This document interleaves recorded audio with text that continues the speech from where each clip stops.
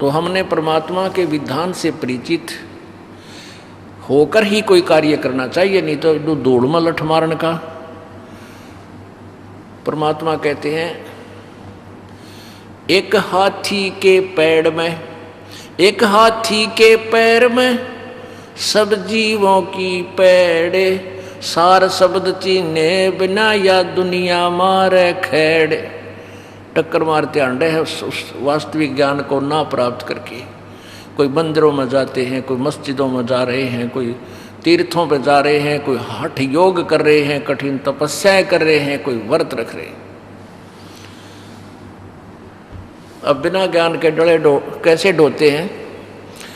एक बार एक बहन पहले किसी दूसरे पंथ से संबंधित थी, दुखी गणी होगी, फिर यहाँ दास के पास करौथा में किसी उसकी बहन भाई के कहने से आई, नाम ले लिया, बहुत सुख हुआ।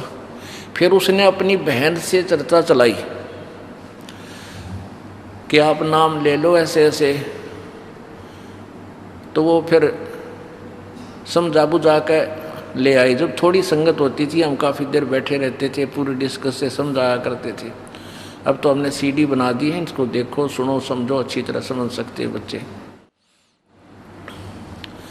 तो वो ना मना कर गई, ने बोली जी मैं नाम ना लूँ। मैं क्यों नहीं ले बहन बता, कि मैं तो जो साधना करती हूँ न छोड़ूँ को ना।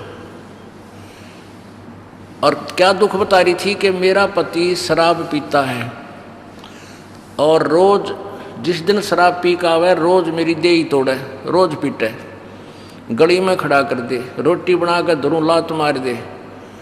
यानी उसके उस दिन 12-1 बजे तक इतना पढ़ना लेट सो नहीं जाता, इतना वो ड्रामा। और मेरी साथ रोज रहे, कुछ तंत्र मंत्र बता दो वो ठीक हो जाए। हमने कहा भी नाम ले ले, नाम लेने से परमात्मा सुनता है, सद्बुद्धि दे देगा आपके पति को भी। ने बोले जी साधना मैं करती हूँ, मैं छोड़ वो साधना नहीं छोड़ सकती।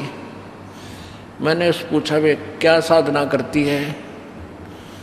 उसने बताया मैं शुक्रवार के व्रत रखती हूँ और भी 2-4 साधना बताई। तो मैंने उससे पूछा कि शुक्रवार के व्रत की कथा का बेरा है तने। जो बोली इतना बेरा मैंने घना साथ है। मैं कहा सुन ले, शुक्रवार की संतोषी माता का व्रत है ना। कहाँ जी? उसके व्रत की कहानी है कि एक बहन का पति किसी दूसरे क्षेत्र में धन कमाने गया था और वो 10 वर्ष को नहीं आया। उसने संतोषी माता दिखी, उसने कहा तू मेरे 16 शुक्रवार के व्रत रख ले और फिर तेरा पति आ जाएगा। उसने 16 शुक्रवार के व्रत रखने शुरू कर दिए। जब 16वां व्रत उसका आया उसी दिन उसका पति घर लौट आया। मैं बोला नालायक, ये फल है 16 शुक्रवार के व्रत का। शुक्रवार के व्रत का कि को पति भूल जा और घर तो बाहर चला जा तो उल्टा आ जा। और तेरा पति रोज दे ही तोड़ा, रोज करना और तो फिर भी शुक्रवार के व्रत रखे। तने तो शुक्रवार के राखने ना चाहिए, एक आधी रात की तौर पड़ा रहो। फिर वह पहले तो खूब आसी, फिर सोचूंगी देखूंगी है कर्महीन, ये भी सोचेंगी देखेगी। तो ऐसे अपनी मनमुखी साधनाएं करने से आपको कोई भी लाभ नहीं हो सकता। गीता जी अध्याय नंबर 16 के श्लोक नंबर 23 में कहा कि शास्त्र विधि को त्याग कर जो मनमाना आचरण करते हैं, मनमानी पूजाएं करते हैं, उनको उनकी न तो कोई गति होती है, न उनको कोई सिद्धि प्राप्त होती है, न ही कोई सुख होता है। अपुणात्माओं, आप सदग्रंथों को पढ़ते थे लेकिन समझते नहीं थे, केवल रट्टा लगा रखा था। गीता जी का एक पाठ नित्य पढ़ना है, एक अध्याय, हम यहाँ तक सीमित थे। नहीं, सदग्रंथ को पढ़ने मात्र से ही नहीं, उसके अंदर क्या लिखा है उस पर अमल करने से लाभ होगा। देखिए श्रीमद् भगवत गीता,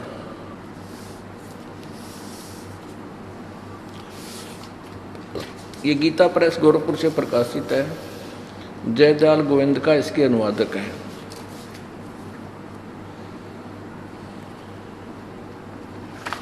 अध्याय नंबर 16 का श्लोक नंबर 23, 24 इसमें कुल मंत्र है। देखिएगा, अध्याय नंबर 16 का श्लोक नंबर 23। जो पुरुष शास्त्र विधि को त्याग कर अपनी इच्छा से मनमाना आचरण करता है, मनमानी पूजाएं करता है, वह न सिद्धि को प्राप्त होता है, न परम गति को, और न सुख को ही। यूजलेस हो गया, यानी कोई लाभ नहीं इन साधनाओं के करने का। फिर क्या बताया है कि गुरु बिन माला फेरते, गुरु बिन देते दान, गुरु बिन दोनों निष्फल है ते पूछो वेद प्राण। सबसे पहले गुरु होना चाहिए, और गुरु भी पूरा हो, नकली गुरुओं से बात बने को नहीं। एक बार एक बहन हमारी जो नाम ले रखा था, उसके पड़ोस में एक माई कहने लगी, भाई मैंने एक गुरु बनाना है, मैंने गुरु बता बढ़िया सा। तो वो कहने लगी, आप हमारे गुरु जी से नाम ले लो, करोथा चालो, रोहतक की थे वह। ने बोली ठीक से मैं नाम दिवाला।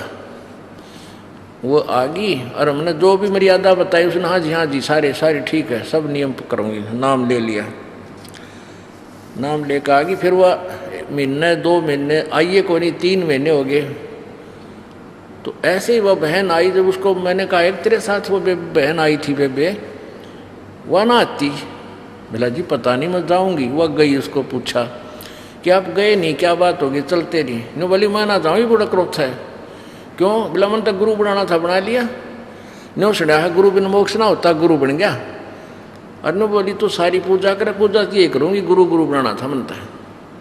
बताइए नकड़े ती समझावे, कहाँ तक बुद्धि ठावे इनकी। इतने इन नकली गुरुओं ने, नकली सिद्धांतों ने इतना बिगाड़ दिया मानव समाज।